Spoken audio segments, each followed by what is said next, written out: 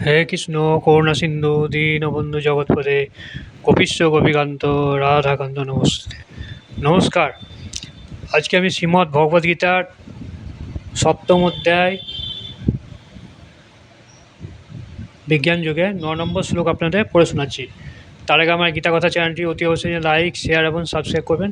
Subscribe করলে কী হবে, আমি যে প্রতিদিন যে আপনার চ্যানেলে যে আমি শোনাচ্ছি আমার গীতা কথা চ্যানেলে, সেটি আপনারা শুনতে পাবেন। 18টি অধ্যায়ে 700টি শ্লোকই শুনতে পাবেন।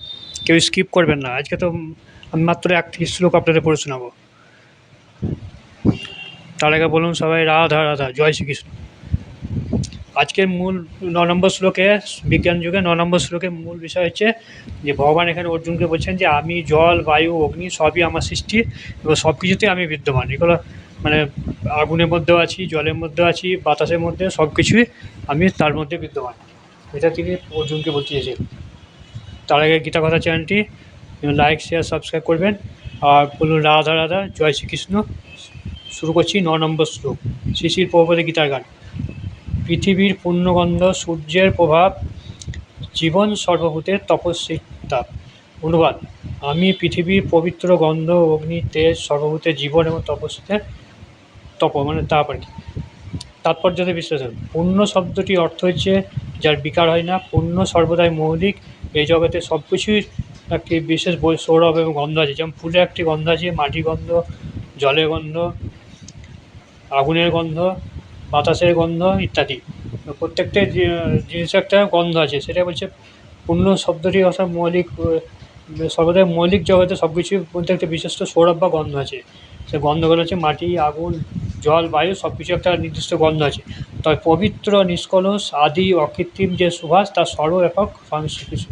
তবে সবচেয়ে পবিত্র যিনি হচ্ছেন, তিনি হচ্ছেন সবই, এর মধ্যে সবচেয়ে হচ্ছেন মানে নিষ্কলুষ, অর্থাৎ মানে নিষ্কলঙ্ক আর কি, যার কলঙ্ক নাই, সে হচ্ছেন স্বয়ং ভগবান শ্রীকৃষ্ণ। তেমনই সব কিছুরও বিশেষ একটা স্বাদ আছে, যেমন তবে রাসায়নিক দ্রব্যের মিশ্রণে সে স্বাদে পরিবর্তন হয়। তেমনি সব কিছুর একটা স্বাদ আছে। হ্যাঁ, প্রত্যেকটা জিনিসের একটা আলাদা আলাদা স্বাদ আছে। মাটি একটা, বাতাসে একটা, বাতাসে তো আমি গ্রহণ করতে পারি না, কিন্তু তার গন্ধটা আছে। কিন্তু জলের একটা স্বাদ আছে। হ্যাঁ, সব কিছু একটা স্বাদ আছে। তাই প্রতিটি বস্তু নিজস্ব ঘ্রাণ, সুবাস এবং স্বাদ আছে।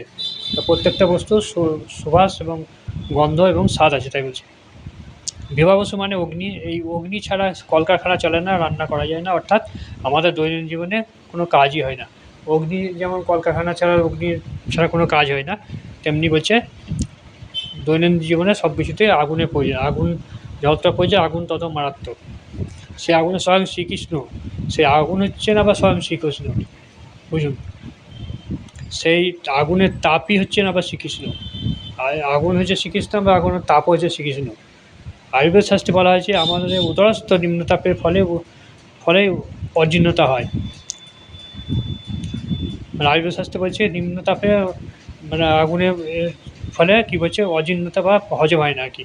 সুতরাং খাদ্য হজম করার জন্য আমাদের আগুনের প্রয়োজন। খাদ্য হজম করার জন্য আগুনের প্রয়োজন, মানে আগুন থেকে যে খাবারটা তৈরি হয়, তো সেটাই বলতে চাইছি। কৃষ্ণ ভগবানের পরে আমরা জানতে পারি মাটি, জল, বায়ু, অগ্নি সব কিছুরই রাসায়নিক ও ভৌতিক পদার্থ হচ্ছে শ্রীকৃষ্ণ থেকে উদ্ভিদ হয়েছে। জল, বায়ু, বাতাস, যেটা আমি প্রথমে বলেছি, সব কিছু হচ্ছে আগুন থেকে সৃষ্টি হয়েছে। মানুষের আয়ু নির্ভর করে শ্রীকৃষ্ণের উপরে। তাই শ্রীকৃষ্ণ কৃপার ফলে মানুষের আয়ু দীর্ঘ অথবা সীমিত হয়। প্রত্যেক মানুষের আয়ু একটা নির্দিষ্ট আছে, কারোর দীর্ঘজীবী, কারোর হচ্ছে কম আয়ু আছে। এগুলো কিন্তু ভগবান শ্রীকৃষ্ণের সৃষ্টি, অর্থাৎ তিনিই সব ঠিক করে রেখেছেন কে কতদিন বাঁচবে আর কি। ভগবানের প্রভাব কতটা তাহলে। এইভাবে আমরা দেখতে পাই যে শ্রীকৃষ্ণ ভাবনা থেকে এভাবে দেখতে পাই কি শ্রীকৃষ্ণ ভাবনা থেকে প্রত্যেকটা বিষয় মানে কৃষ্ণই হচ্ছে সব কিছু। তিনি হচ্ছেন ভগবান, তিনি সব। তিনি ছাড়া কোনো গতি নাই পৃথিবীতে। মানব জীবনে সব কিছুই তিনি অঙ্গাঙ্গভাবে আমাদের সঙ্গে জড়িত, সেটাই বলতে চাইছেন। তা ৮ নম্বর শ্লোক আপনাদের পড়া শেষ করলাম। তার আগে বলুন রাধা রাধা, জয় শ্রীকৃষ্ণ। আর আপনার মতামত লিখবেন রাধা রাধা, জয় শ্রীকৃষ্ণ লিখবেন।